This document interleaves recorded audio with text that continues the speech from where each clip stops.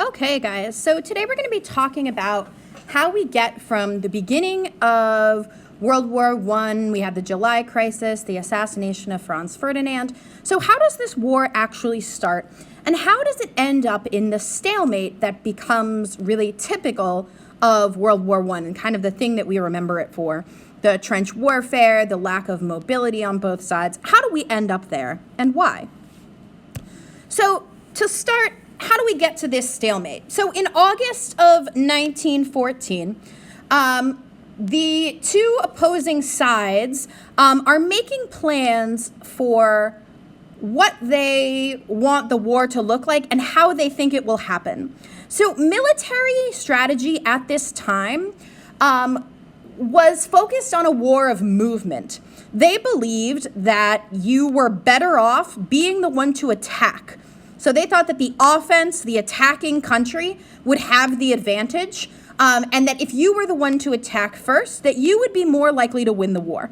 And so as a result of this, both sides wanted to be the first one to attack. So it was kind of like, it was a matter of like waiting until the right time, and then you wanted to be first. You didn't want to be caught off guard.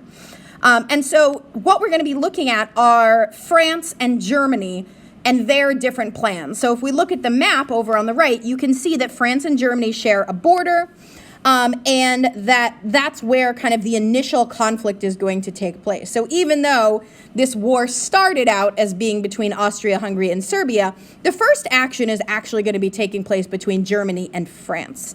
And both sides, both the Allies and the Central Powers in this situation, didn't really know what war was going to be like. Most recently, they had fought colonial wars, right? Wars in their colonies.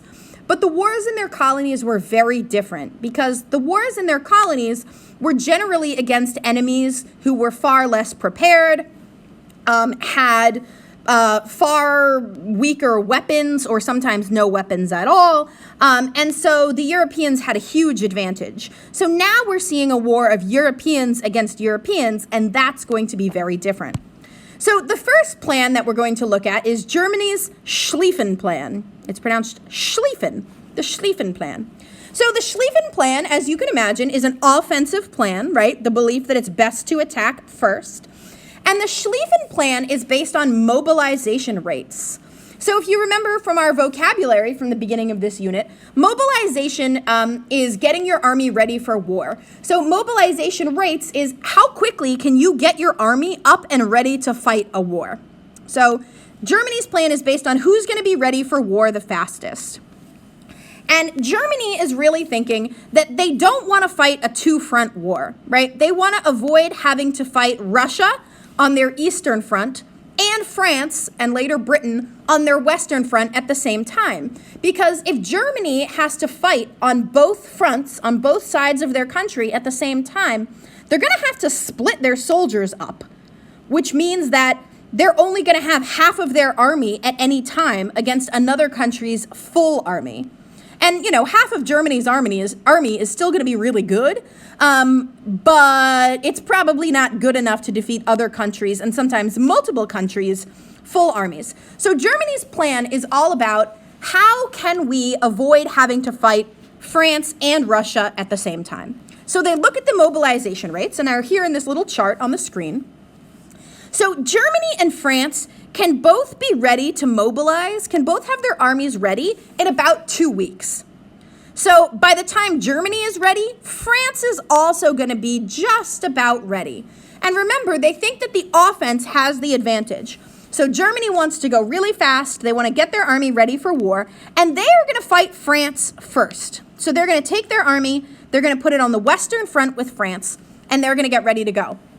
Now, they're assuming that Russia is going to take about 6 weeks to mobilize. So for Germany, they're thinking, okay, we attack France. They're going to be ready at about the same time as us. We have a whole month to defeat France. We can fight France for a month. And then after that month, France will be defeated. And so we don't really have to worry about our Western front anymore. And instead, then France will be out of our way. We don't have to worry. And then we'll be able to turn and fight Russia. And that way, they're thinking they won't have to split up their army. They'll deal with France first, they'll deal with Russia second. And so this is their little plan up at the top, a little quote about it. Lunch in Paris, dinner in St. Petersburg. So Paris is in France, St. Petersburg is in Russia. And so they're saying, we'll go ahead and defeat Paris, we'll defeat France really quick, and then we'll turn around and we'll go fight against Russia. So their plan is to attack France first and get them out of the way. They're going to send 90% of their troops to France. They're going to send 10% of their troops to Russia, just in case Russia's able to mobilize faster, or in case they send out kind of any advance parties. But they're going to focus on France first. They're also planning to attack through Belgium. So if you look at this map over on the right, you can see Germany is on the right-hand side, and you can see those black attack lines are going through Belgium. Now, Belgium is a neutral country at this time. And so France is kind of thinking, you know what? Germany is thinking that France is not going to expect them to attack through Belgium, because Belgium is neutral. They're not involved in this conflict. So why would Germany march their soldiers through a neutral country? So Germany's thinking France won't expect it. They'll be caught off guard. They'll have an offensive advantage. And then they will be able to conquer France and then head over to Russia. And you can also see here on this map, this yellow and red line are French fortress towns. So France built towns or cities along their border with Germany that they then reinforced. And they did this because they felt like Germany might try to attack them. And so that is part of the reason why Germany doesn't want to attack along this German-French border, because of those fortress towns. That's what's forcing them to go up and around through Belgium. And also, again, they're hoping to catch France off guard. So that's the Schlieffen plan. It's a good plan. It makes sense for what Germany is trying to do. It's not very nice to Belgium. It's actually pretty rude to Belgium. But they're thinking if they can get the timing right, they can avoid having to fight France and Russia at the same time, and that's going to give them the best chance of winning. So France's plan, it's written in Roman numerals, but it's Plan 17. So that XVII stands for 17. So France's Plan 17, it's also an offensive plan. It's the offense. They're going to attack first. Remember, both sides believed that the offense had the advantage at this time. So France's plan is to attack Germany through these two regions called Alsace and Lorraine. Alsace-Lorraine. And the reason they want to go through Alsace-Lorraine is because that used to be part of France. And so the French government kind of knows, first of all, we know French territory, right? We're familiar with this area. We know what it's like. We have maps of it. We have lots of good information about Alsace and Lorraine. So that's going to be a benefit to us. And also, because it's formerly French territory, they think that the people that live in Alsace and Lorraine might be friendlier to them than if they attacked through kind of more German areas.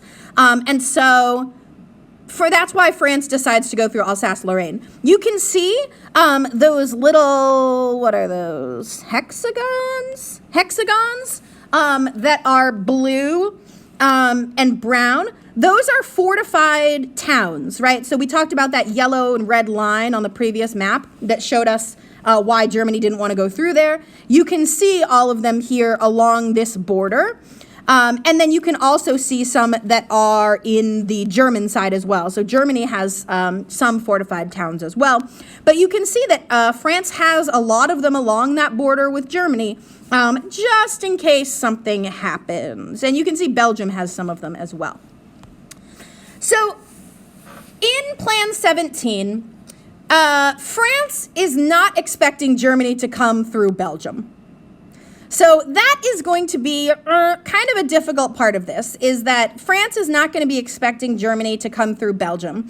But remember, because of these fortified towns, and then also you can see here this green blob on the map, the Ardennes forest, that's the other thing that Germany is kind of moving around. So there's this big forest on the German-Belgian border, And it's very dense, and it would be very difficult to move a bunch of soldiers through.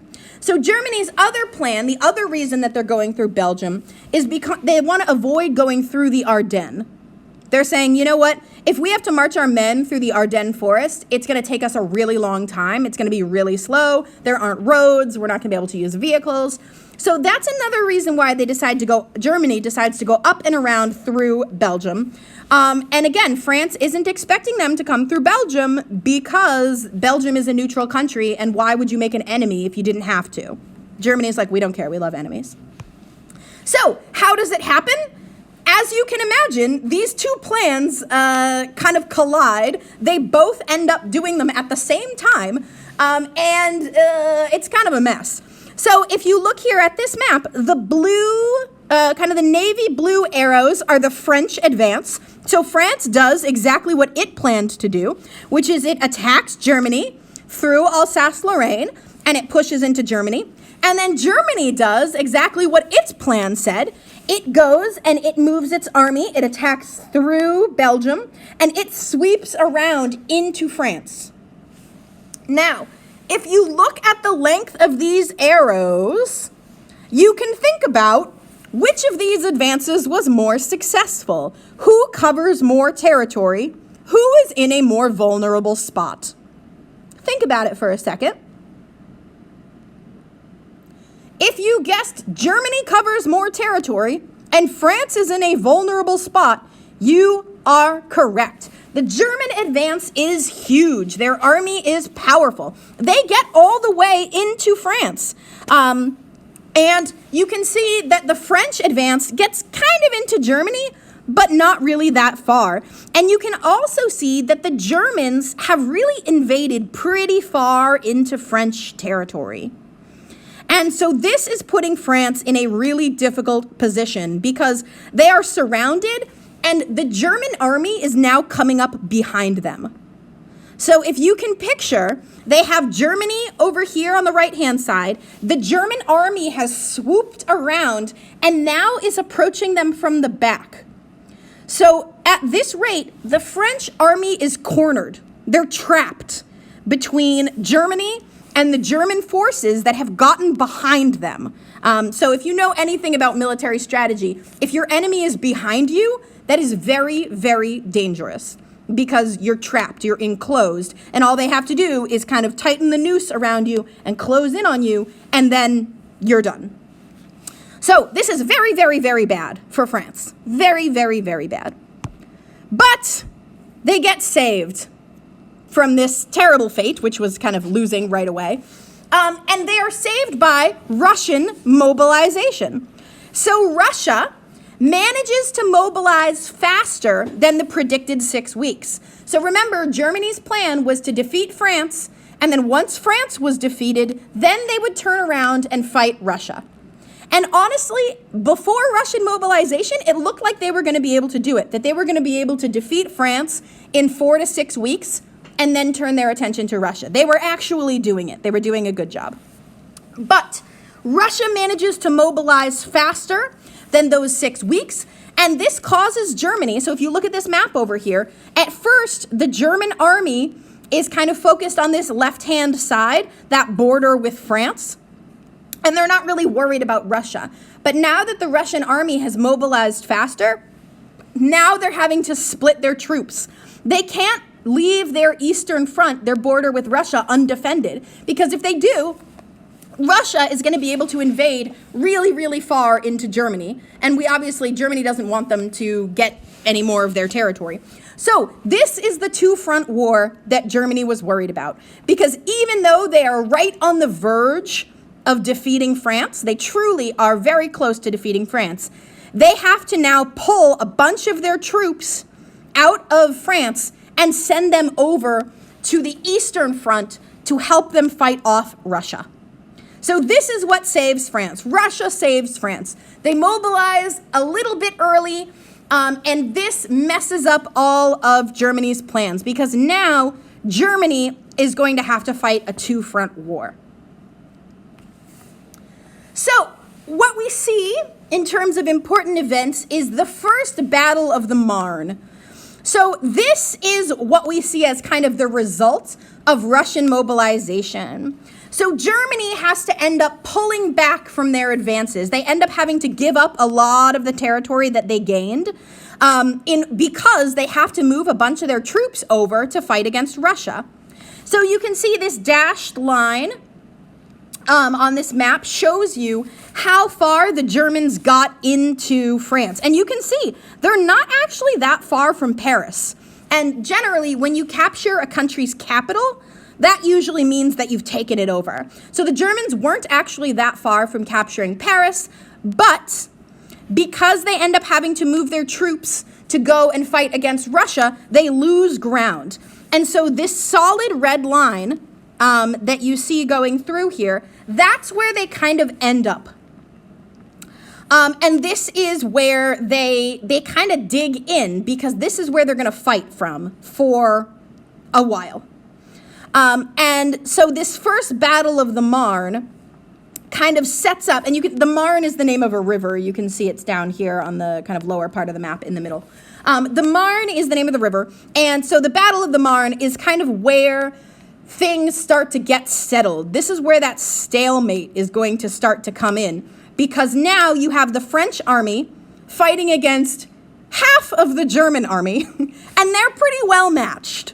France against the full German army was not doing too well, but France against half of the German army is pretty well matched. And so now both sides are kind of digging in and preparing for this fight. And this is how we end up in trench warfare for basically the next 4 years. And they dig into these literal trenches. So the Central Powers and the Allies can't really attack each other head on. You can't go around the enemy because they're in these long trenches. And this means that for the 4 years of the war, the land gains, right, the movement back and forth between these two sides is usually measured in yards, not in miles. So they might say, oh, we gained 400 yards today. Woohoo, we're really advancing on the enemy. Not miles, yards. And so that tells you how little movement there was on some parts of this front.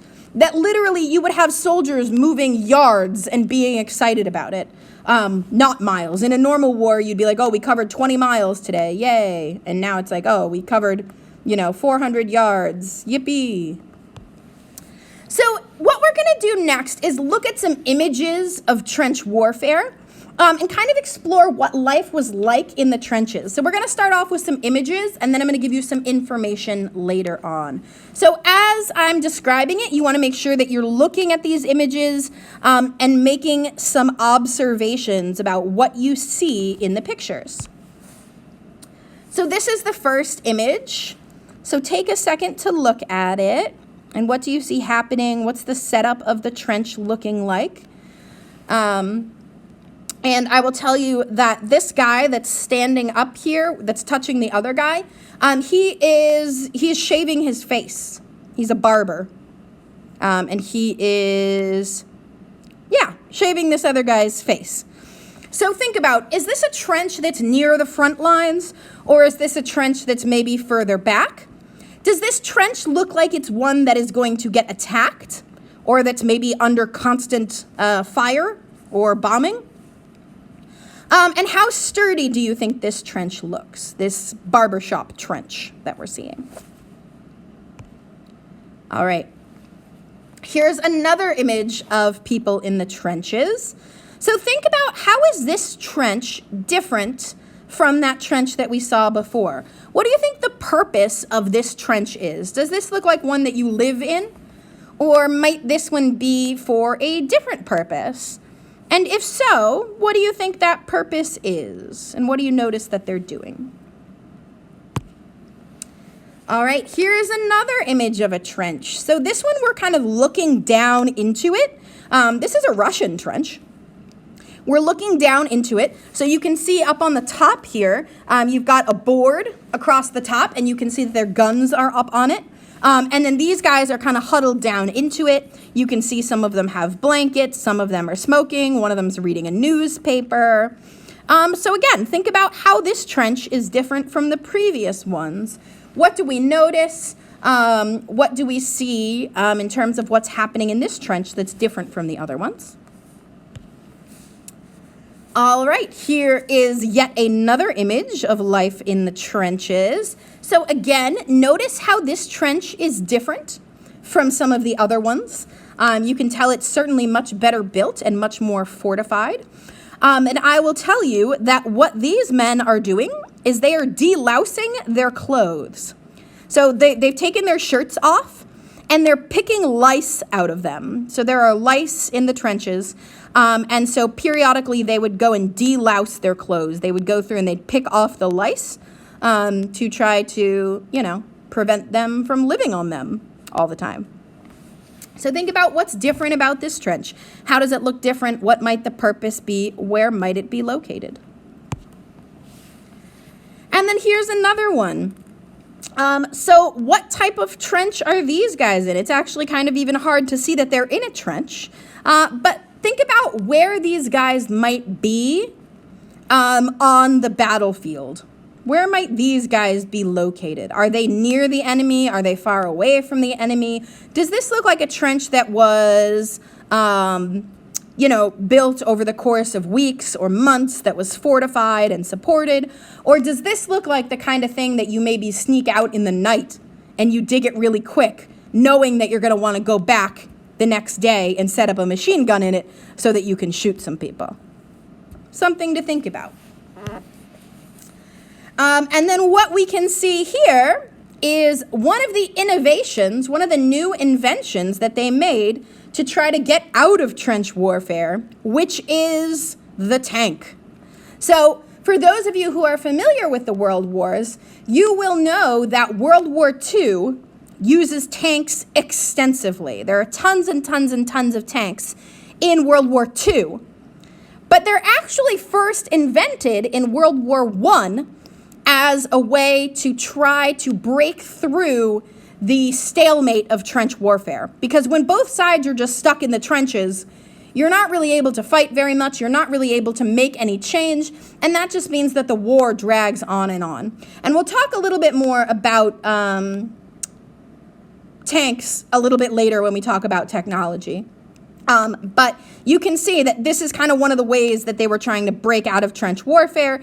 And you can see, first of all, it doesn't look very safe where this guy's standing, but they're trying to figure out a way to kind of get over the trenches using the tanks. So between 1914 and 1918, when the war ends, there are enough trenches dug between Switzerland and the English Channel to circle the globe 3 times. So enough trenches dug between Switzerland and Britain, basically, to circle the globe 3 times. That's an insane number of trenches and length of trenches. But that shows you how much the trenches were a part of World War I and how entrenched, pardon my pun, they were, right? They were such a huge part of the war that there were so many of them that they could wrap around the world 3 times if you laid them end to end. This is an aerial map taken by an airplane of what the trenches look like. So on the left-hand side, you can see that's one side's trenches. And you can see there's all those little, they almost look like veins, all of those little trenches running back from it. That is how you would get to the front lines, is through those communication trenches. We would walk in the trenches to get up to the front. If you were walking outside of the trenches, even if you were far away, you could still potentially get shot. So they would have trenches that would lead you up to the front line trenches. And then you can see on the right-hand side are the enemy's trenches. And again, there's a whole network of them going back, and they, whoops, oh no, ruh-roh. There we go. And then you can see in the middle is the no man's land, right? You can see there's that part in the middle where there are no trenches between the 2 sides. And you can see they're kind of haphazard. They don't go in straight lines. This shows you that they were just kind of built to try to avoid being shot. Like, they just dug down into the ground to avoid being shot. And then once they got stuck there, they built extensive, more and more extensive, more and more designed and developed trenches once they realized they were going to be spending 4 years in them. But you can very clearly see the no man's land in between them where there are no trenches. There's nothing crossing over there.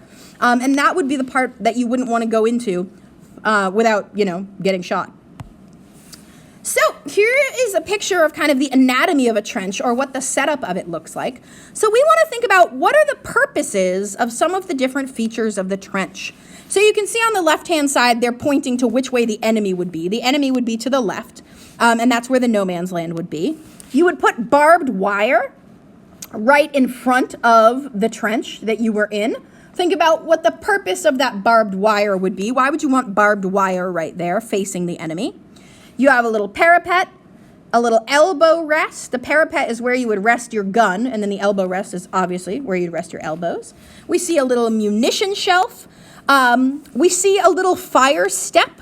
That fire step is because you want to make sure that you can walk around in the trench without the top of your head poking out, but you also need to be able to stand up and be able to get your gun over the top if you need to shoot someone. So they had the regular floor, and they also had the fire step so that you could step up to then be able to reach to shoot your gun over it. But you wouldn't want to have your head up that high all the time because it would get shot. We have the little duck boards along the bottom there, if we're looking at the bottom. And then underneath that, there is a sump or a space underneath the duck boards that make up the floor. Think about why you would need a sump, or why you would need something, a space underneath those floorboards. What would happen if it rained and there weren't a sump there?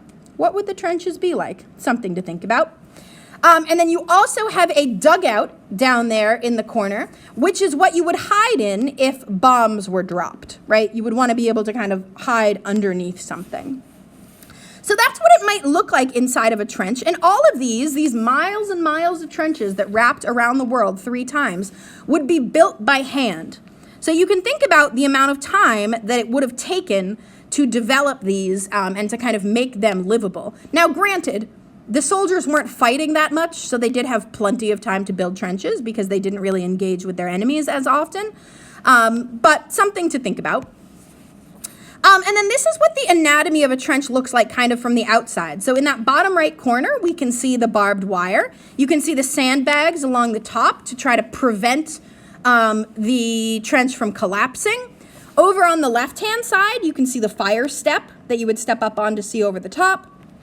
You can see how wide the trench is, about 4 to 6 feet wide. I want you to think about what's the purpose of the traverse. So the traverse is this little bump out in the trench. What do you think is the purpose of the traverse? Why is it there? And I'll give you a clue. The traverse is there in case the enemies get into your trench. So I want you to think about what the purpose of the traverse would be in case the enemies get in. And then the last thing that you can see is the communication trench, which you can see kind of zigzags back. And that's how you would get to the front lines. You would get to the front lines through that communication trench. You could also think about, why does it zigzag? Why is it maybe important to have a zigzag in your communication trench and not a straight shot? Ooh, clue. Not a straight shot down that trench. So think about that. No man's land, as we know, is the space between the trenches. It's called no man's land because if you go in there, you are probably going to get shot. So no man wants to be in that land. So no man's land. This is a picture of the no man's land. It says at the bottom, it was once a forest. So this used to be a forest, but bombing and shooting and the war has turned it into this. And this is in Flanders Field, which is in Belgium.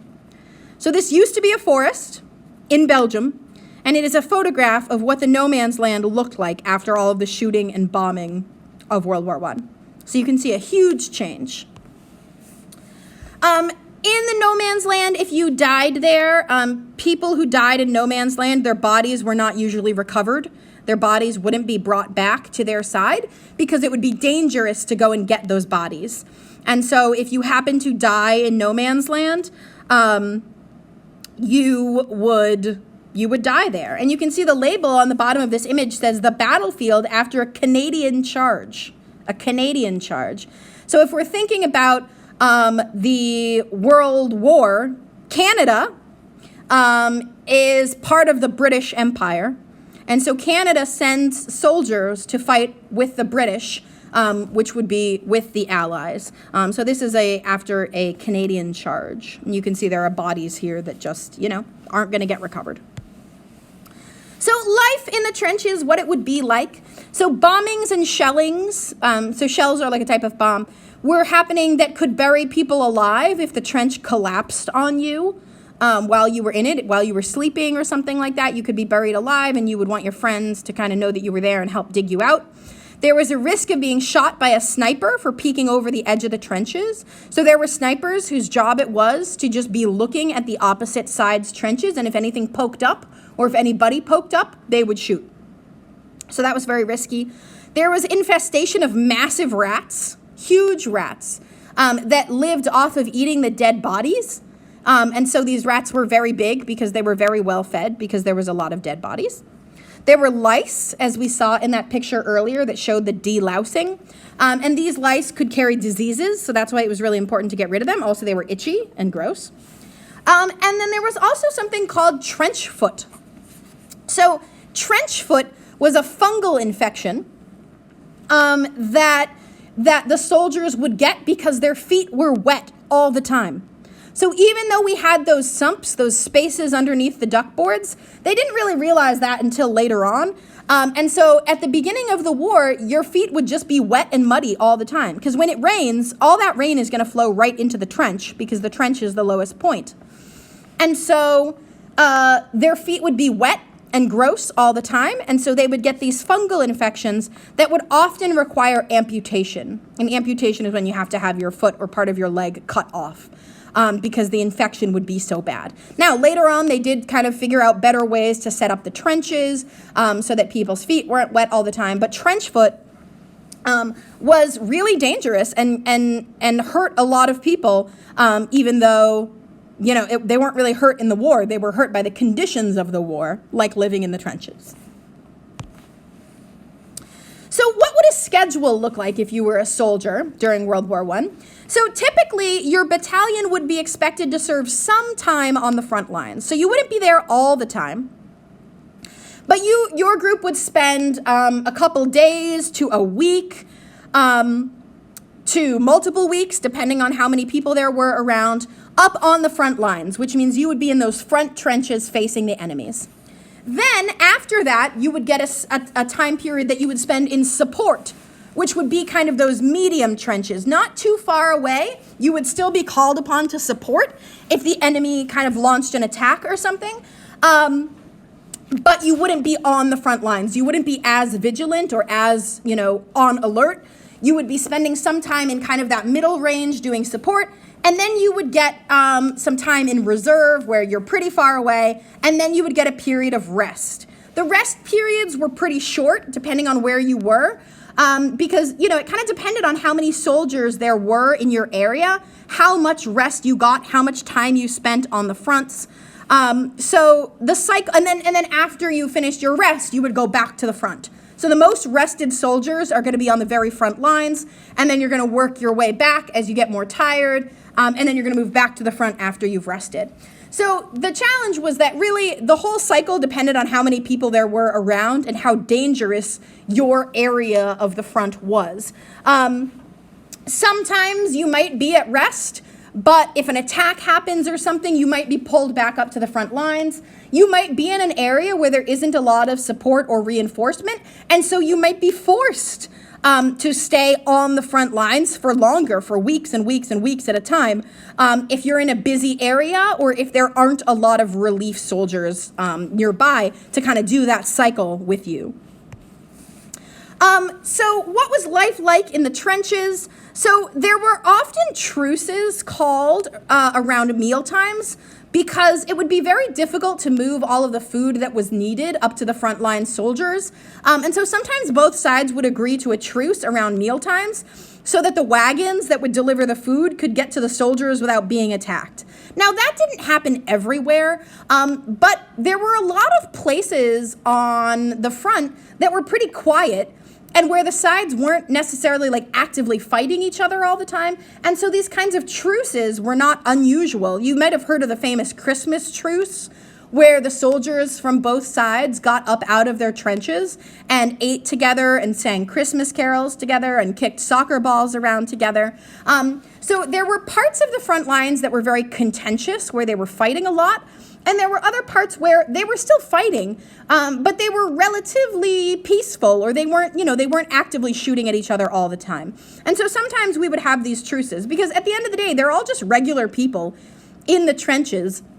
And by a couple of years into the war, many of them are sick of it. They were expecting a quick, easy war, and they didn't get it. And so a lot of them are kind of over it. You would be doing daily chores, things like refilling sandbags, replacing the barbed wire, cleaning out the trenches, especially after rain. You might have to bail a bunch of water out. If a trench collapsed, you might need to repair it. You might have to build new trenches. But otherwise, when you weren't working and you weren't eating and you weren't kind of on guard duty, you would be sitting quietly in the trench. You weren't really allowed to move very much unless you were on a patrol or it was during a battle. So they would read, they would write letters, they would try to sleep, but they couldn't really make a lot of noise either, because that might give away their positions. So there was a lot of kind of boredom, a lot of work and a lot of boredom. After nightfall, when it was dark, that's when they could move around more and kind of make more noise and things like that, because it would be so dark that you wouldn't be able to see the opposing side. And so even if you did kind of poke out above the trench, or you were outside of the trench, the enemy wouldn't necessarily be able to see you unless you had a light, because it would be dark. So that meant that there was more freedom to move around after dark. And then patrols. So patrols were kind of one of the ways that they would try to gain some sort of advantage. So patrols were often sent into no man's land at night to either make repairs to those barbed wire fences that they have in front of them, to spy on the enemy, to try to scout out what's going on, or, to try to gather intelligence about the other sides. Basically, they would use patrols to try to get some sort of advantage that might help them to gain ground in the war. Sometimes you would have patrols from opposite sides that would meet in no man's land. And you can imagine that this would be kind of scary because it's dark and you're both out there. And the problem was that they either had to fight each other in hand-to-hand combat, or they had to kind of just pretend that they didn't see each other. Because if they shot at each other, that would alert the opposing sides, or both sides, to where they were, and their sides would shoot there, knowing that they'd probably kill some of their own people, but they would also kill the enemy. And so if you happened to come across a patrol from the opposite side in the middle of no man's land, oftentimes they would ignore each other and just quietly back away or retreat, so that they themselves didn't get killed, either by that opposing patrol or by their own side or the opposing side, who would shoot at them in no man's land if they sensed that something was happening. So usually they would just run away and pretend they didn't see each other, which is kind of funny to visualize these soldiers that are like out there patrolling at night, and then they see another patrol and they just both turn around and pretend they didn't see each other. So a case study that kind of shows us what this was like and what the battles were like during World War I is the Battle of Verdun. So Verdun is the name of one of those fortified cities. And this was fought from February to June of 1916. So February, March, April, May, June, about 4 or 5 months. So Germany's goal is to bleed France into submission, basically meaning to kill so many of them that France has to give up. So their goal is to kill so many French people that the French have to give up. And the idea is to bleed them white, right? When a body is empty of blood, it's white. And so, if you kill enough French people, then they will be bled white, and then they will surrender, which is also a white flag. So Germany is also attacking to try to break this stalemate on the Western Front. They think if we can break through at Verdun, then we can really make something happen. We'll break through the front line at Verdun, and then we can kind of get some momentum going again, and then they'll be able to figure it out. The French response is they shall not pass, right? They're not allowed to break through those lines. And so you can see both sides kind of have a plan. They're both kind of dug in. So for 5 months, 4.5 months, they fight, and neither side gives anything up, and neither side gains anything. There is no movement on the front at all. There's a little bit of back and forth, but at the end of the day, they all end up in the same place where they started. And the results, France loses 540,000 men, so 500,000 soldiers lost on the French side. And Germany loses 430,000 men. So all in 5 months, almost 1 million people die, and nothing is gained. And that is World War I in a nutshell, at least on the Western Front. On the Western Front between Germany and France, this is pretty emblematic of what the war looked like. They were in the trenches, they were doing that day-to-day stuff. When they did have offensives launched, like this one at the Battle of Verdun, there was very little progress made, and millions of people died. That is the takeaway from World War I. Here's a picture of charge at the Battle of Verdun. You can imagine if the opposite side has machine guns. This is why those casualties were so high, because they're getting up out of the trench, they're charging like this, and they are just going to get mowed down by machine guns. Here's a couple other images. You can see you have a soldier who's carrying someone on his back who's injured, and also a graveyard at Verdun there on the right. You can see all the headstones. And at Verdun today, there are still 350,000 unidentified remains, people who were not, remember, if you were killed in no man's land, no one was going to go get your body, and so the remains of, hundreds of thousands of people are still there, unidentified. There were a lot of people who, were presumed missing and presumed killed in action, but they never really got any confirmation of that because, by the time that the war was over and the remains were able to be gathered, they were beyond recognition. And if you go and visit these areas, you can actually still see the remnants of the trenches. Even today, you can see what was left. So you can see this impacts the landscape. These are German trenches. There's a German command bunker, a concrete command bunker. It was concrete so that they wouldn't be able to be bombed or attacked. Here are some trenches that still exist kind of going through the forests that have been maintained. So if you go to Europe, if you go to France, if you go to Belgium, you can visit these sites. You can see what it looked like to be fighting in World War I, and it's still there. It's maintained as historical sites. So we're going to pause here. We're not going to talk about the technology today, but we'll talk about it next class.